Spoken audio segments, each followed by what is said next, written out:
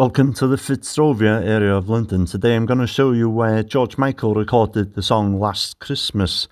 I say George Michael and not Wham because even though the single was released as a Wham single, it's pretty much a solo project by George Michael.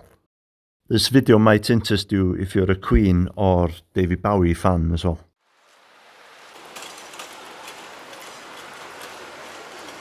Okay, Gosfield Street should be down here.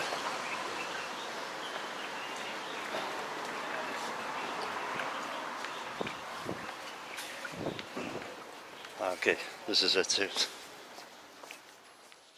Advision Studios were established in 1956, originally located at New Bond Street. The studios moved to this location in Gosfield Street in 1969. The original concept was to specialise in the recording of voiceovers and jingles for cinema and television. The studio gained popularity as a music recording studio and had developed into one of the top London studios for rock and pop music. The main studio was the same height as the whole building and large enough to house a 60-piece studio orchestra.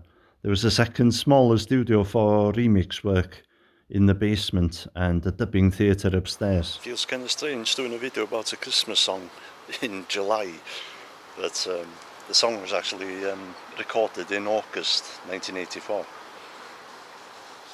Andrew Ridgeley wasn't involved in the recording of the song, and his only contribution was his appearance in the video. George Michael, 21 at the time, rid the recording process of interfering record company producers and managers, and only allowed 3 people into the studio: Chris Porter, his engineer, and 2 assistants. Barry Manilow actually took Wham to court because he thought the song was so similar to his 1978 song Can't Smile Without You. George Michael insisted on playing the instruments on the track himself, which were a drum machine, a synth, and those Christmassy sleigh bells. As he wasn't trained to use the instruments, the recording became a long process, but he insisted on doing it all himself. The song was released in December 1984 and reached number 2 in the UK charts, being kept off the top spots by supergroup Band Aid's song Do They Know It's Christmas, which George Michael was also a part of. In typical George Michael fashion, proceeds from Last Christmas were donated to anti-famine efforts in Ethiopia.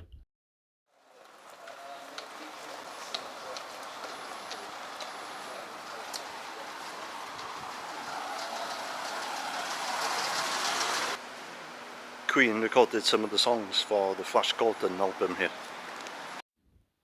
The video for the song Flash was actually filmed in the Advision Studios as well. The recording sessions for the soundtrack were kept very quiet from the media because they didn't want to draw too much attention to Queen's involvement before the film was released. The Flash Gordon movie was actually released the same day that John Lennon was murdered in New York. Queen paid tribute to him in a concert in Wembley Arena the following night. And T-Rex recorded 2 albums in part, or actually I believe one of them was in full here. My People Were Fair, the debut album, was all recorded here. Apologies, I have to make a correction here. The debut album was recorded at Advision Studios, but at the previous location in New Bond Street. However, they did record one song here for the Electric Warrior album, the song Rip Off.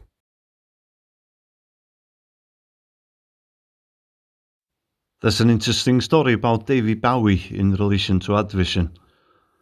He recorded the Man Who Sold the World album in part in Advision and in part in another London studio. On the final day of recording, he was at Advision Studios reception area, and that's where he actually wrote the lyrics to the song The Man Who Sold the World. It's considered one of his best songs, but it was never released as a single. It was made popular again in the 90s when Nirvana covered it. The studio closed its doors in the early 1990s and is now occupied by a post-production company. Okay, thanks for watching this short video. I highlighted George Michael in this one because so many of my subscribers are George Michael fans. But let me know if you want me to do more videos relating to music history and recording studios.